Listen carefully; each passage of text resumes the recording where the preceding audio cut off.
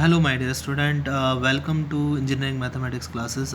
Today, we will discuss our next topic of unit number third, simultaneous linear differential equations. So, my dear student, what is the definitions of simultaneous equations? If two or more dependent variable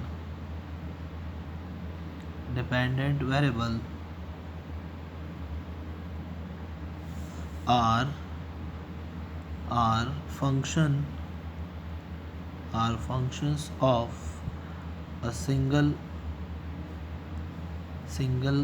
independent variable,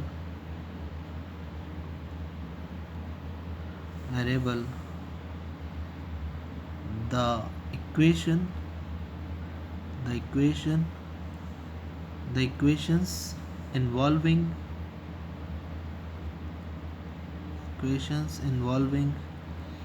their derivatives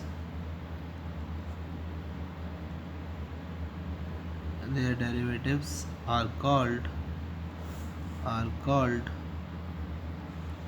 simultaneous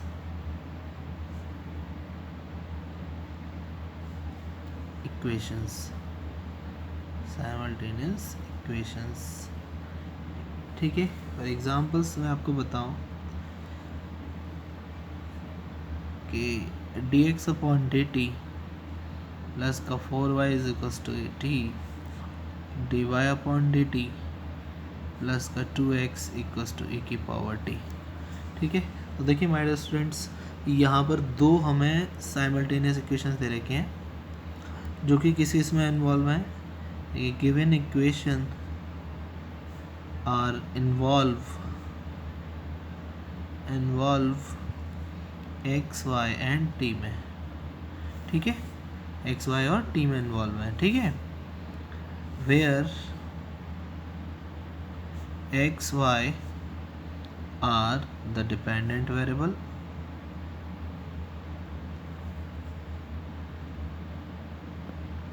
and t is the independent variable.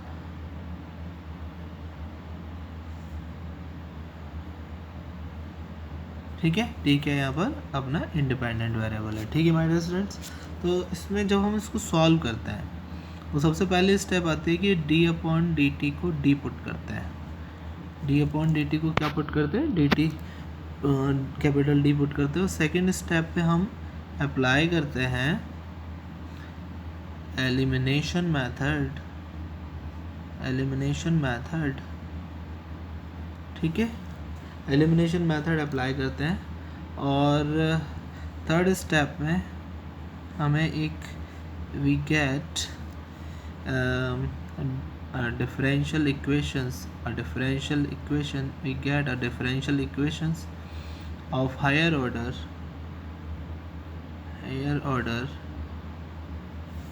with constant coefficients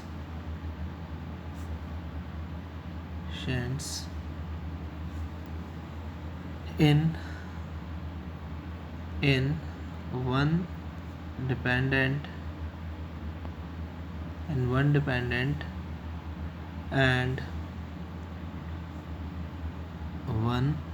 independent variable.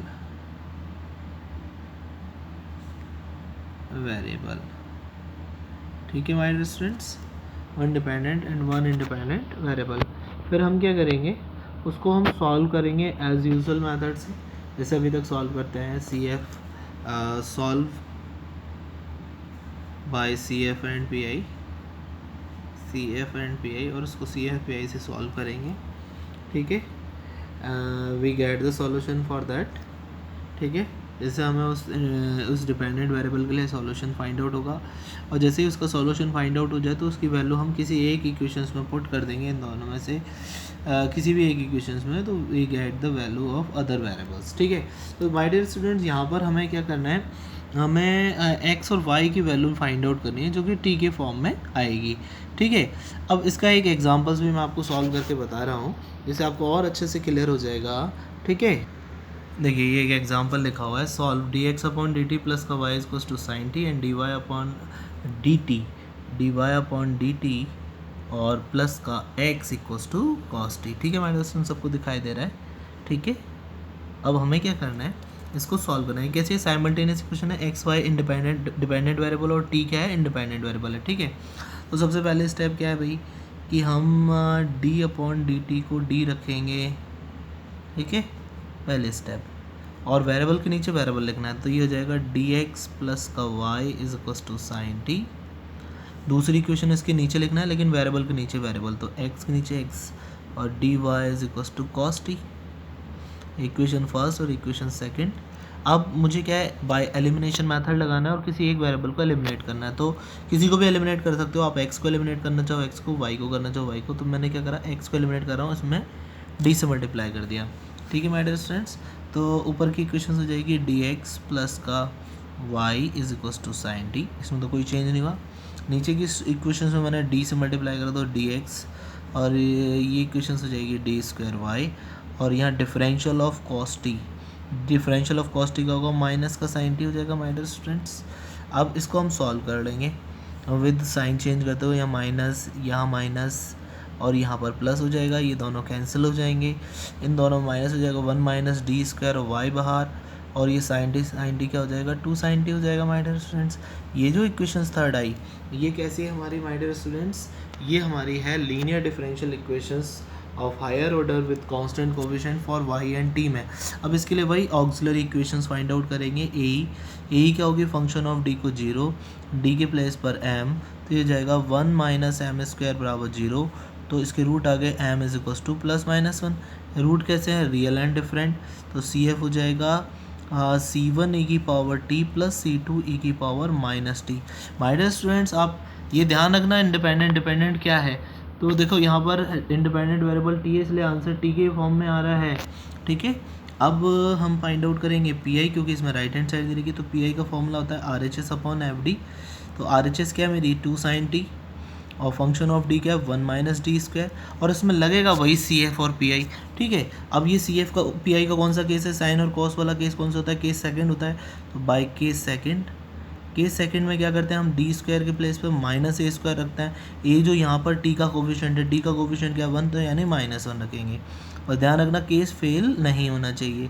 तो जाएगा 1 + 1 यानी 2 sign T upon 2, 2 से 2 cut जाएगा यानी sign T. ये इसका P I हो गया my dear students, equation number 4।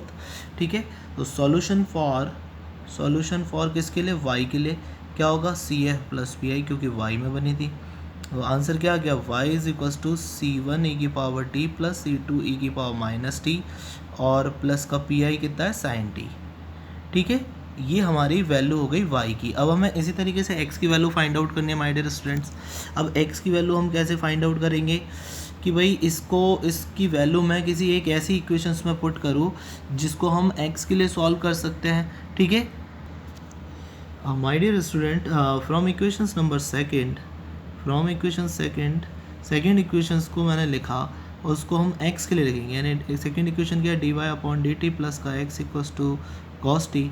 तो x बराबर क्या हो जाएगा यहाँ से कि cos T minus D Y upon D T. ठीक है my dear student, equation number 6 हो गई। अब ये जो हमारी इक्वेशन नंबर 5 यानी जो y की वैल्यू आई है, इसको मैं डिफरेंशिएट करके t के रेस्पेक्ट उसको यहाँ पुट कर देता हूँ इक्वेशन नंबर 6 में, तो 6 में, तो मेरी x की वैल्यू आ जाएगी। ठीक है माय डियर स्टूडेंट्स, तो मैं अब इसको डिफरेंशिएट कर रहा हूँ नेक्स्ट पेज पे। ठीक है, और ये हो जाएगा मेरा D Y upon D T is equals to C1 e की पावर टी का e की पावर टी होगा, और C2 e की पावर माइनस टी का माइनस का e की पावर माइनस टी हो जाएगा, और साइन टी का हो जाएगा कॉस टी। ठीक है माय डियर स्टूडेंट्स, अब इक्वेशंस नंबर 6 से फ्रॉम इक्वेशंस नेक्स्ट जो भी है, तो x इक्वल्स टू क्या होगा, cos T minus D Y upon D T. इसमें D Y upon D T की वैल्यू लगा देंगे, तो x equals to cos T minus D Y upon D T की वैल्यू क्या है, C1 e की power T minus C2 e की पावर माइनस टी, और प्लस का कॉस टी। ठीक है माय डियर स्टूडेंट, तो x की वैल्यू क्या आ गई, सी कॉस टी माइनस का C1 e की power T plus C2 e की पावर माइनस टी, और माइनस का cos T my dear students, और ये कॉस टी से कॉस टी कट जाएगा, तो x की वैल्यू आ गई कि C2 e की power minus T minus C1 e की पावर टी, ये तो हो गई x की वैल्यू, और y की वैल्यू हम ऑलरेडी फाइंड आउट कर चुके हैं C1 e की power T plus C2 e की पावर माइनस टी प्लस का साइन टी। ठीक है माय डियर स्टूडेंट्स, ये हमारी x की वैल्यू आ गई और ये हमारी y की वैल्यू आ गई जो कि t के टर्म्स में आई है। So my dear students, this is the solutions of simultaneous linear differential equations. आपको वर्किंग स्टेप मैंने बताई दी कि सबसे पहले डी/dt को डी पुट करते हैं, फिर एलिमिनेशन मेथड लगाते हैं, किसी एक वेरिएबल को एलिमिनेट करते हैं तो किसी एक वेरिएबल में linear differential equations of higher order with constant coefficients बनती है। ठीक है, फिर उसको हम सॉल्व करते हैं CF और PI की हेल्प से, तो वहाँ से हमें उस वेरिएबल का आंसर आ जाता है, फिर उसकी वैल्यू या उसको डिफरेंशिएट करके किसी ऐसी इक्वेशन में पुट करते हैं जिससे दूसरे डिपेंडेंट वेरिएबल की वैल्यू फाइंड आउट हो जाती है। इस तरीके से हमारे दोनों डिपेंडेंट वेरिएबल फाइंड आउट हो जाते हैं जिनका आंसर इंडिपेंडेंट वेरिएबल के टर्म्स में आता है। तो आंसर हमारा किसके टर्म्स में आ रहा है? टी के फॉर्म में आ रहा है। ठीक है my dear students, okay, thank you.